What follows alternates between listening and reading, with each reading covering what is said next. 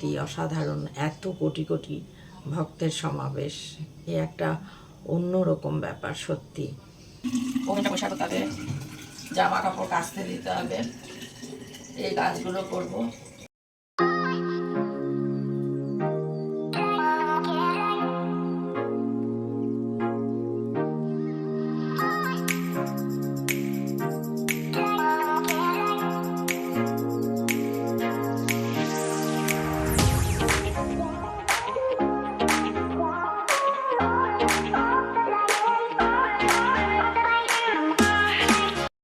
শুভ সন্ধ্যা বন্ধুরা, অনেক দিন পর শুভ সন্ধ্যাও বললাম আর রান্নাঘর থেকেও এলাম।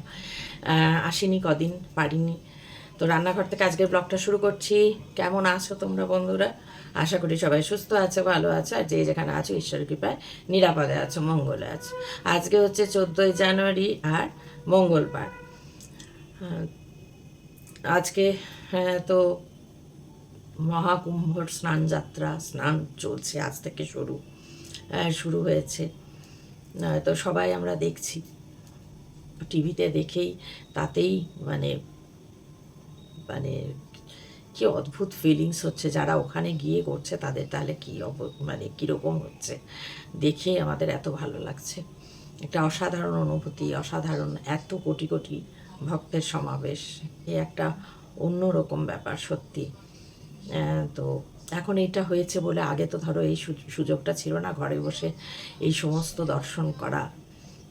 অমরনাথই বলো, কেদারনাথ, বদ্রীনাথ, সমস্ত আমাদের সনাতন ধর্মের যে সমস্ত পবিত্র স্থান সব দর্শন করা এখন সত্যি সম্ভবপর হয়েছে টিভির এই ইউটিউবের কারণে।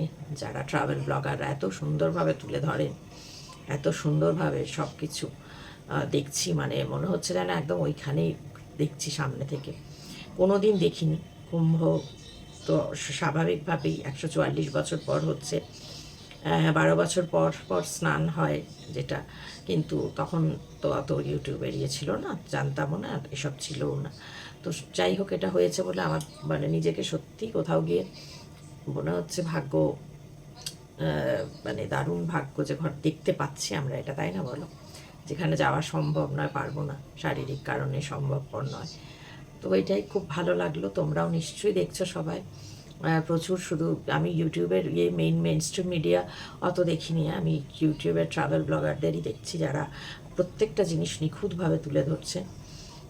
খুব ভালো লাগছে দেখতে। তোমরাও সবাই দেখছো নিশ্চয়ই, এবং দেখে অবশ্যই সকলেরই ভালো লাগছে। তো আজকে বেশ কদিন পরই সন্ধ্যাবেলায় চাটা করলাম, খেতে এলাম। চা খাবো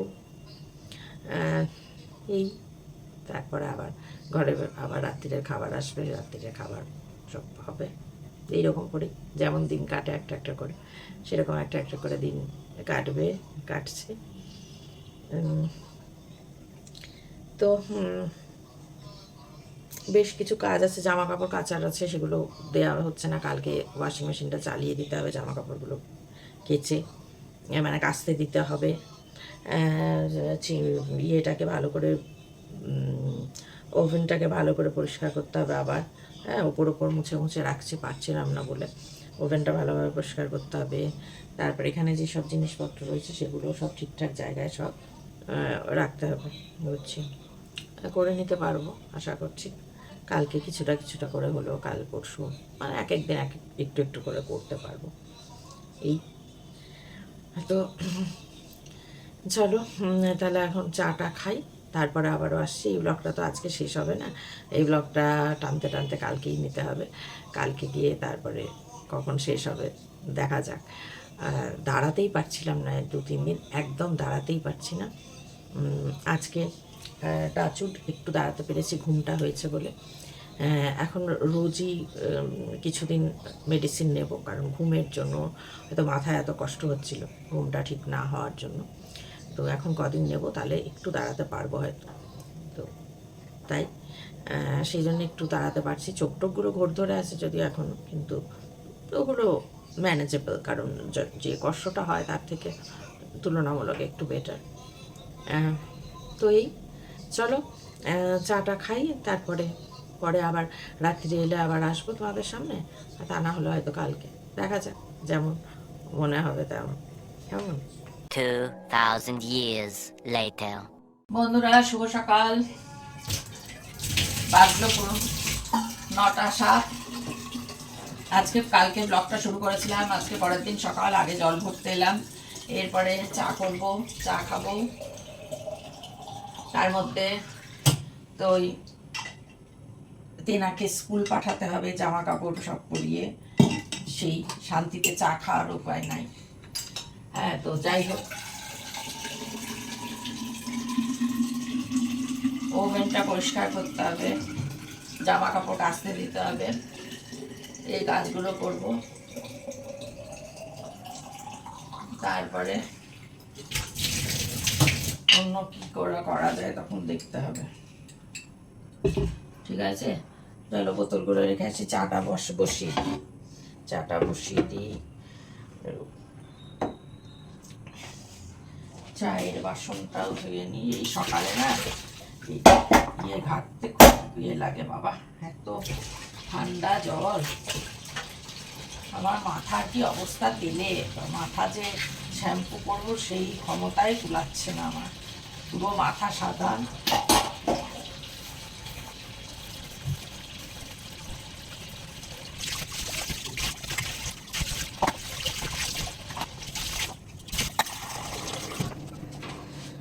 চলো একটুখানি আদা বাইরে যেটা আছে এটুকু দিয়ে থেতো করে নিই।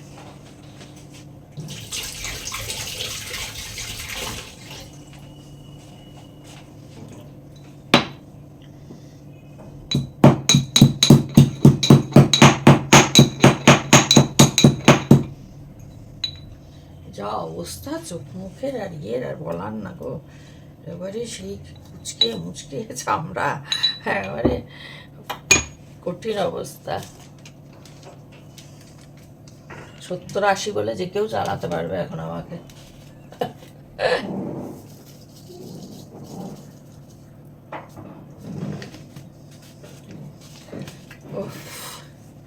হাতে জল, ঠান্ডা ঠান্ডা।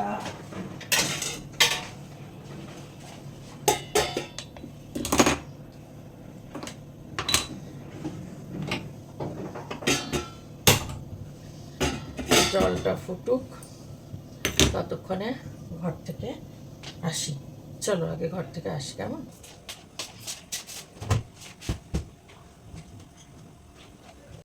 জামা কাপড়গুলো জমে গেছে কদিন থেকে, কিন্তু শরীরের কারণে আমি কিছু করতেই পারছিলাম না, দিতেই পারছিলাম না। আজকে মনে হলো জোর করে, না চলো সব যেটুকু কাজ আছে সেগুলো করি। তবে বেশি একসঙ্গে করলেই যেন আবার উল্টে পড়বো, আর আমি উল্টে পড়লে তো জানোই কত কথা শুনতে হবে। মানে কেউ মানে এক ড্রপ জল দেওয়া তো দূরের কথা, উল্টে মানে কি আর বলবো, কিছু বলার নেই। তো যাই হোক, এই কাজ এটা চালিয়ে দিই, তাহলে এই কাঁচা হয়ে গেলে পল্লবী এসে তারপর মেলে দিতে পারবে।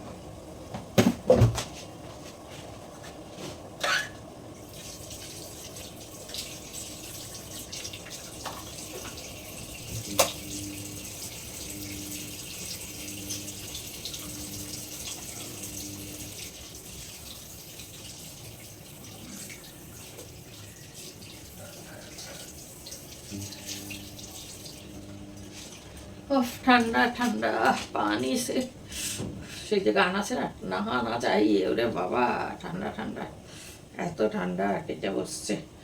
এমনি যে সবসময় ইয়ে লাগছে তা না ঠান্ডা, কিন্তু মানে অস্বাভাবিক লাগছে তা না, কিন্তু জল ফল ঘাটলে আর দেখতে হচ্ছে না, কঠিন অবস্থা হয়ে যাচ্ছে।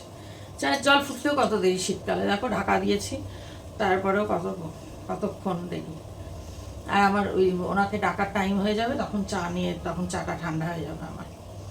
এই দৌড়ঝাঁপ করে কি অবস্থা দেখেছো মাথার, দেখো পুরো সাদা একদম তেল চুপচুপা। এই মাথা ঘষার আমার ক্ষমতা নাই, মানে ইচ্ছেই করছে না মাথা ঘষবো, যে কি হবে দেখি দেখি, কিছু করতে পারি না। কি ব্যবস্থা, কি অবস্থা যাচ্ছে তাই। তেমনি মানে ক্রিম মাখা নয়, কিছু নয়, খাসখাস খাসখাস খাসখাস। এখানে তো মানে কোথায় 10খানা লাইন চলে গেছে। হ্যাঁ, একবারে যাতা অবস্থা, ভদ্র সমাজে বেরোনোর তো না, এমন অবস্থা কি করব বলো। যাই হোক, ইচ্ছে করে না তো করেই না, একেই ঠান্ডা, তার মধ্যেও একটু মেন্টালি লো থাকি, সেই জন্য আর ভালো লাগে না। কি আর করা, চলো চাটা ফুটছেই না, বিরক্ত ধরে যাচ্ছে আমার, জানো চাটা। এই কাজটা হলো আর কি হবে, ও ওভেনটা মোছা, দুটো ইয়ের বাসন মাজবো, কি নাম ওর, ননস্টিকের দুটো বাসন মেজে তুলে সরিয়ে রাখবো, ওভেনটাকে মুছবো। দেখি এখন যদি না হয়, আজকে একটু অন্য কাজ আছে, যদি না হয় সেক্ষেত্রে কালকে করবো, বুঝছো বন্ধুরা। চলো দেখি চার কদ্দূর। এখানে এই কটা ধোবো, মাছবো, ধোবো মানে মাছবো। ভাত আছে একটু, ননস্টিকের গুলো তো দিতে চাই না, জানো ননস্টিকের একবারে শেষ অবস্থা।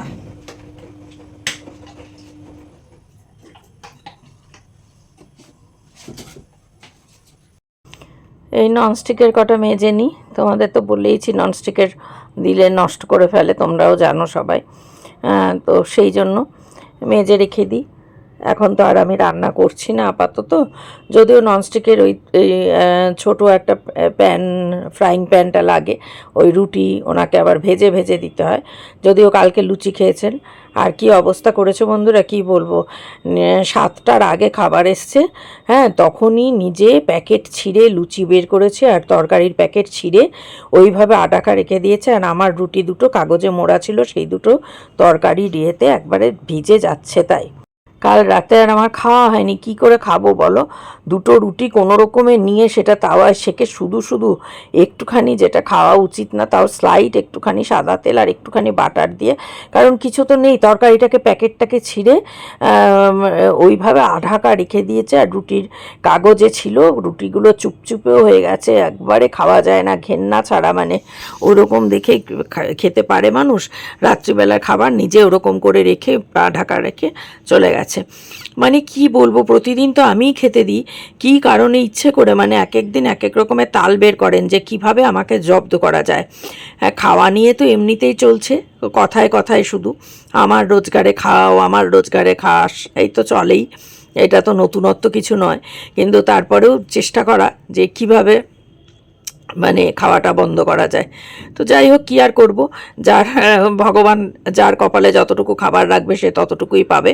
তো কালকে রাতে ওইভাবেই রুটি দুটো কোনো রকমে সেকে শুধু শুধুই খেলাম। একটা বড় কাজ হয়ে গেল।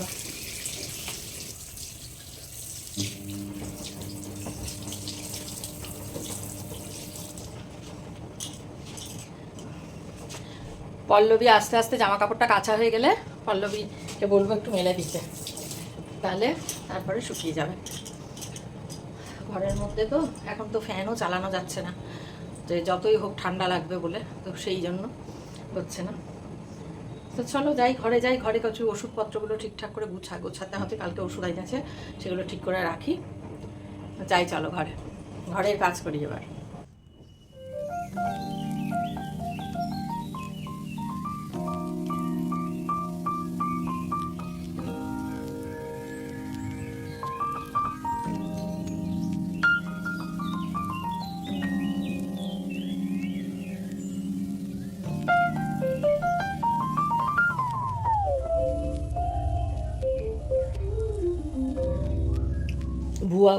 ভুয়ো স্যালাইন, হ্যাঁ, ডেট এক্সপায়ার করে যাও ভুলভাল স্যালাইন, এবং সব কিছুই এখানে যেটা মানে দুপক্ষই চাপানুতোর হচ্ছে, ডাক্তারদের পক্ষ আর সরকার পক্ষ।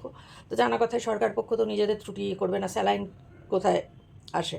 স্যালাইন তো সেখান থেকে স্বাস্থ্য দপ্তর থেকেই সব কিছু তো কন্ট্রোল তো স্বাস্থ্য দপ্তরেরই করার কথা, তাই না? তো এখানে দিচ্ছে যে সিজারের সময় পিজিটি পোস্ট গ্র্যাজুয়েট যে ট্রেনি, সেই পিজিটি রা অস্ত্রোপচার করে, সি সেকশন করে তারা, আর অ্যানেস্থেশিয়া দেয় যে তারা হচ্ছে প্রথম বর্ষের ফার্স্ট ইয়ারের পিজিটিরা অ্যানেস্থেশিয়া দিয়েছিল, আর ওটি করেছিল সেকেন্ড ইয়ারের পিজিটি।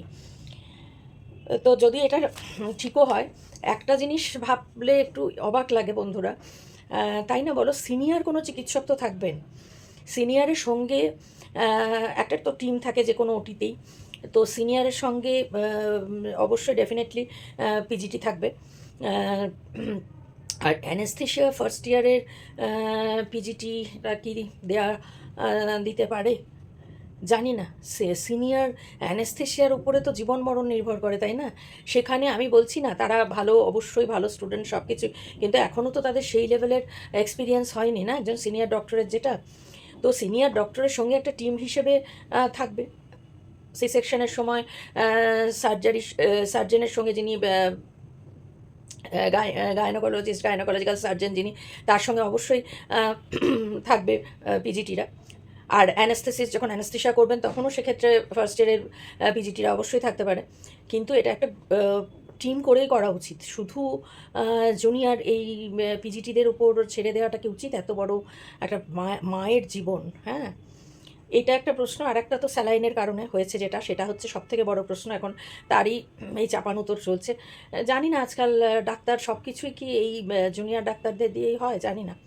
এই জন্যই মানুষ যেন তো সব দক্ষিণে ছুটছে, সাউথে এই কারণেই ছুটছে। সাউথে যে কোনো কিছু, সাউথে কি জুনিয়র ডাক্তাররা থাকে না, কিন্তু পুরো একটা টিম হিসেবে কাজ করে যে কোনো কিছু। তোমার আমি নিজের এক্সপিরিয়েন্স থেকে বলছি, আমি আজ থেকে বহু বছর আগে 95-এ ভেলোর গেছিলাম, সেখানে যখন আমার একটা ওটি হয়েছিল কানে, সেখানে কিন্তু পুরো 9 জনের টিম মিলে সেটা পুরোটা করেছিল। সিনিয়র ডক্টর, রেডিওলজিস্ট, মানে সবাই মিলে ছিলেন।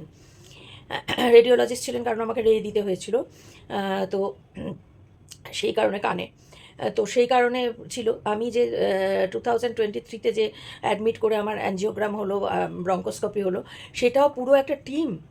সিনিয়র ডক্টর তো অবশ্যই ছিলেন, সিনিয়র ডক্টর মানে, এবং তাবড় ডক্টর কার্ডিওলজিস্ট যিনি, তিনি ছিলেন, প্লাস তার পুরো টিম ছিল। ব্রঙ্কোস্কোপি হয় যখন পালমোনোলজিস্ট, এবং পুরো ওনার টিম ছিল, পুরো টিম সহ ওই 8-9 জনের মতো করে টিম। তো মানুষের জীবনটা এত, এবার যে প্রসূতি যারা মারা গেল, তাদের সদ্যজাত সন্তান, ভাবো কী অবস্থা, সুস্থ, গোটা মানে প্রেগন্যান্সি জার্নিটা পুরোপুরি সুস্থ, তারা সুস্থভাবে কাটালো, আর সন্তান নিয়ে কোলে নিয়ে হাসি মুখে বাড়ি ফিরবে সবাই সেই আশায়, সেইখানেই মানে কি আর ভালো লাগে না এইগুলো। মানে কি হচ্ছে বলো তো? একটা মানে সন্তান জন্মানোর পর মাকে যদি হারায় না, যে কোনো স্টেজেই মাকে হারানো মানে একটা ব্যাপার, সেখানে এই সন্তান বড় হবে জানি না কিভাবে। এই যে দেওয়া হয়েছিল, 5 জন প্রসূতিকে রিঙ্গার্স ল্যাকটেট দেওয়ার পর সমস্যা হয়েছে, দাবি করছেন চিকিৎসক পড়ুয়ারা দাবি করছেন, হ্যাঁ, এগুলো সবটাই হতো।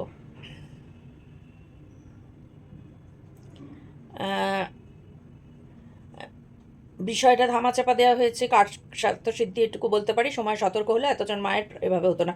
স্ত্রীরোগ চিকিৎসক বাসুদেব মুখোপাধ্যায়কে আমরা খুব ভালো করে চিনি, বেশি, উনি খুব নামকরা গাইনোকোলজিস্ট তো বটেই, তাছাড়া উনি যেহেতু একজন খুব ভালো অভিনেতা, তোমরা জানো বাসুদেব মুখোপাধ্যায়কে, মানে প্রচুর সিরিয়াল, সব সিরিয়ালেই উনি থাকেন, মানে আমি এখন তো দেখি না, নিশ্চয়ই থাকেন। তো বাসুদেব মুখোপাধ্যায় বলছেন, সত্যি কথা এই জিনিসগুলো, এগুলো না মেনে নেওয়া যায় না, কার দোষ কার ভুল এসব বিচার বিশ্লেষণ করে কি হবে, মানে হ্যাঁ কী হবে মানে এটা বের করা উচিত, যাতে এই ভুলটা আর পরবর্তী সময় না হয়। কিন্তু যাদের চলে যাওয়ার তাদের গেল, ওই শিশুগুলো তো মাতৃহারা হয়ে গেল জন্মের পর, মা কী জিনিস বুঝতেই পারলো না। এগুলো না জাস্ট সত্যি মানা যায় না, কিভাবে তাও আমরা মেনে চলেছি, তাই না? একটার পর একটা জিনিস হচ্ছে, একটার পর একটা ঘটনা ঘটছে, আমরা দেখছি, এত সহনশীল আমরা, এত সহিষ্ণু, তিলোত্তমার কিছুই হলো না। 18 তারিখে আম, আম, রায় ঘোষণা হবে, আর 19 তারিখে সাজা ঘোষণা হবে ওই পার্টিকুলার একজনের, যেটা সবাই আমরা জানি যে কখনোই একজনের পক্ষে এটা জাস্ট মানে ইম্পসিবল, কোনোভাবেই পসিবল নয়।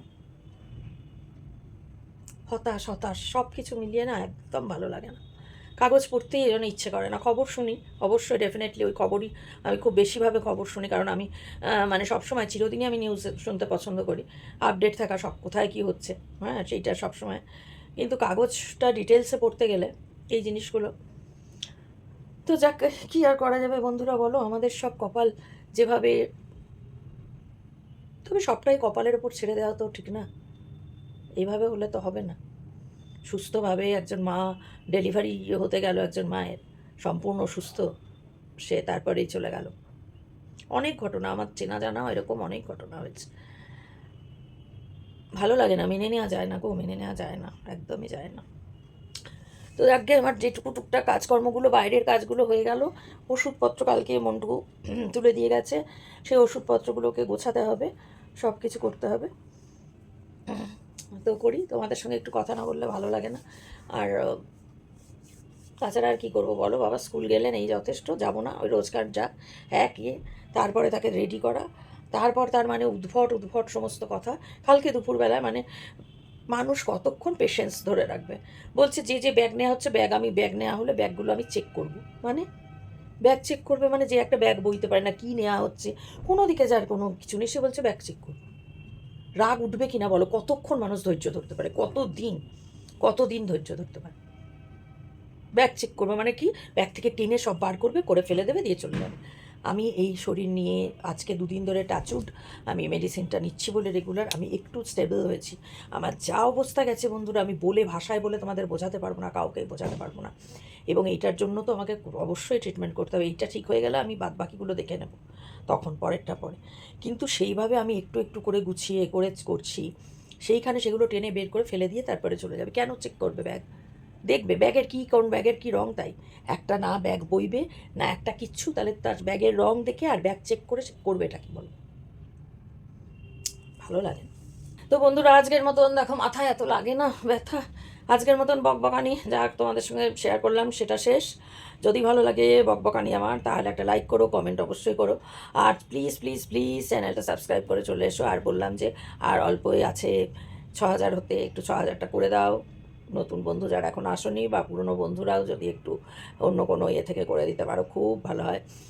তো চলো আজকের মতন বিদায় নিচ্ছি, দেখা হচ্ছে আবার অন্য দিন নতুন একটা ব্লগের সঙ্গে। ততক্ষণ সবাই খুব খুব ভালো থাকো, সুস্থ থাকো, নিরাপদে থাকো।